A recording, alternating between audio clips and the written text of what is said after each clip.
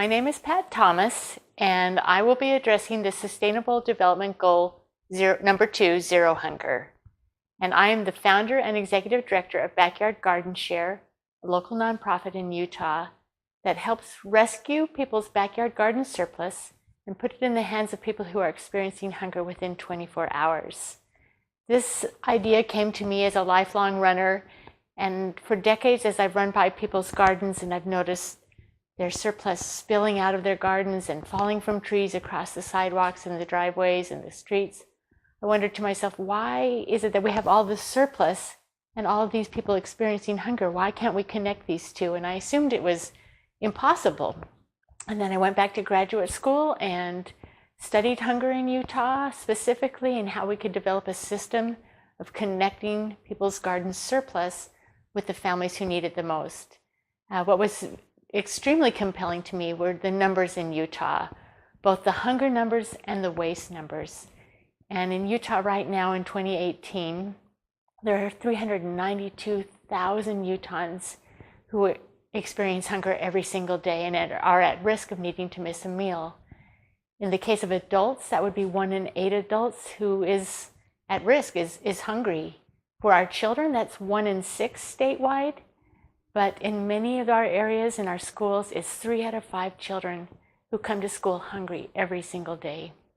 On the flip side of that, in the United States, in just our backyard gardens, we waste 11.4 billion pounds of fresh produce. And if we divide that equally among the states, which we know Utah actually has a larger portion of backyard gardeners, that would be 228 million pounds of produce that is being tossed out every year. And with that number, if we only rescued a third of it, we could provide a healthy meal for every person experiencing hunger in Utah during the entire growing season and for the rest of the year if we could preserve it. So we already have existing more surplus, more food than we actually need to feed those who are experiencing hunger. So those are the numbers that are compelling us and driving us.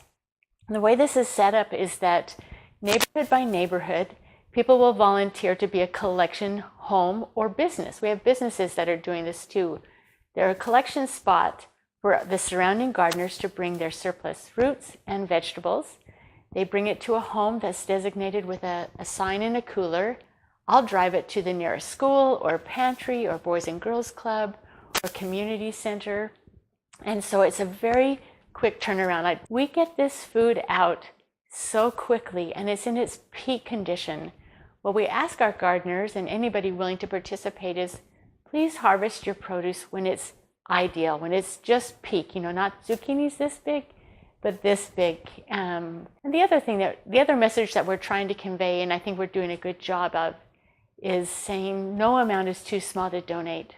I opened my cooler last week and there were 2 carrots and a tomato and a cucumber, and I thought, they're getting it. That's going to feed somebody. Somebody's going to have 2 meals out of that. The recommended diet for fresh produce is a pound a day.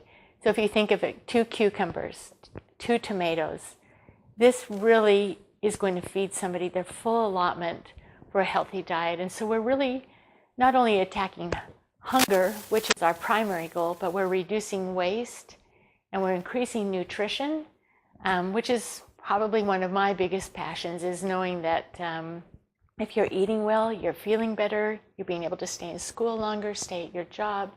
We can eliminate or at least reduce some of these generational illnesses that are plaguing so many of us. The thing that's so startling to me about this, and why I'm so grateful that people are rising to it, is that it's simple and the solution already exists. We don't have to create a solution. We don't have to grow more.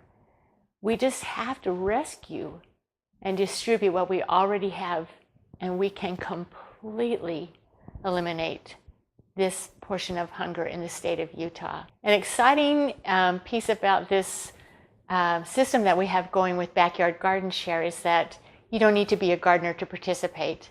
Obviously, we need the gardeners to donate their fresh produce, but we need people who are willing to be just a collection point. So if you're just willing to collect, or if you work at a school or a pantry or near a community center or near a refugee center, and you're just willing to pick it up and take it straight to work with you, that's not out of anybody's way. That makes it really simple to get the produce there. Also, we need people who are willing to post on social media or repost or just help us get the word out. So there are just so many ways to be involved in Backyard Garden Share. You don't need to be a gardener. Anybody and everybody can participate in Backyard Garden Share. And that's the beauty of it. It builds community at the same time that it addresses hunger and waste and food insecurity. So it's a great opportunity for everybody to be involved. One of the images that has stayed with me as I have been working diligently on this program is the historical data that when the pioneers were just entering the Salt Lake Valley, immigrants and refugees, the existing settlers would line the streets and offer from their own backyards fresh fruits and vegetables and other supplies that these settlers would need as they started to build their homes and their lives here in the valley.